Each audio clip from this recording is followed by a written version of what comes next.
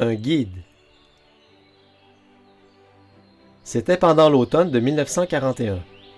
Frère Branham venait de se marier avec sœur Meda et ils étaient partis en lune de miel.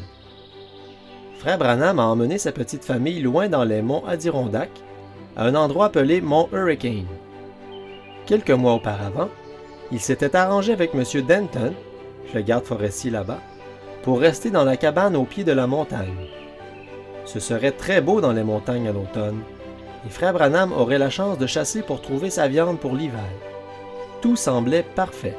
Frère Branham est arrivé un jour d'avance, alors la cabane était encore fermée à clé. Mais il savait qu'il y avait un appentis plus loin dans la forêt. Il pourrait passer la nuit là-bas. Après avoir tout installé, Frère Branham est parti à la chasse. Il a dit à sa nouvelle épouse qu'il ne tarderait pas à revenir. Quand Frère Branham est parti, le brouillard est descendu. Avant qu'il ne s'en rende compte, il suivait la piste d'un puma, puis d'un ours, quand soudainement, droit devant lui, il a vu un grand cerf mâle. C'était ce qu'il avait espéré attraper. Il a donc abattu le cerf. Frère Branham a suspendu le cerf à un arbre, puis il s'est rapidement mis en route pour retourner au camp. Une tempête arrivait à toute vitesse. Il a commencé à courir dans le canyon en direction du camp, du moins c'est ce qu'il pensait. Il a couru et couru en cherchant le sentier qui menait au camp où sa femme et son bébé l'attendaient. La tempête faisait maintenant rage et Frère Branham était inquiet. Bientôt la température chuterait et sa famille serait vraiment en danger. Il courait quand il a levé les yeux et a vu le cerf qu'il venait de suspendre. Frère Branham avait couru en décrivant un grand cercle. Il faisait ce que les Indiens appellent la marche de la mort. Il devait réessayer, alors il est parti dans la direction qu'il savait être la bonne. Il faisait presque nuit à ce moment-là, et il savait que sans lui, sa femme et son bébé allaient mourir pendant la nuit. Donc, cette fois-ci, il portait plus attention et remarquait chaque petite chose.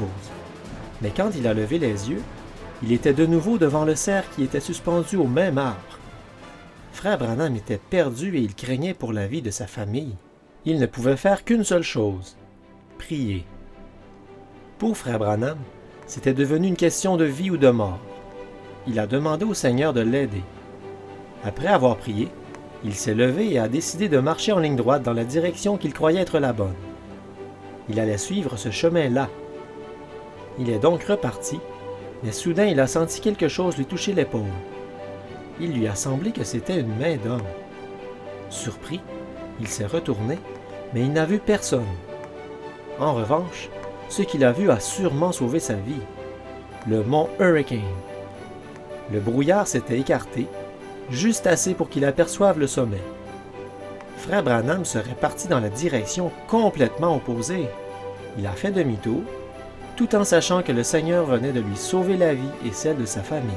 Quelque temps auparavant, Frère Branham et M. Denton avaient fixé un fil de téléphone à partir du sommet, jusqu'en bas. S'il pouvait trouver ce fil, il le guiderait jusqu'au camp. Il marchait en tenant sa main en l'air, jusqu'à ce que, finalement, il touche le fil. Dès qu'il a trouvé le fil, il a su qu'il retrouverait son chemin. Frère Branham a donc attentivement suivi le fil qui le guidait vers sa femme et son bébé. Le Seigneur l'a aidé à retrouver son chemin et à sauver sa petite famille. Même si Frère Branham était un excellent homme des bois, il s'est quand même perdu. Il n'a pas tardé à se rendre compte qu'il ne pouvait se fier à ses propres capacités pour sortir de la forêt. Il avait besoin de Jésus. C'est la même chose pour nous aujourd'hui. Quand tu es dans le pétrin, souviens-toi toujours de te fier à Jésus. Il t'aidera. Prie et il t'entendra. Tu peux écouter cette histoire sur la bande Un guide.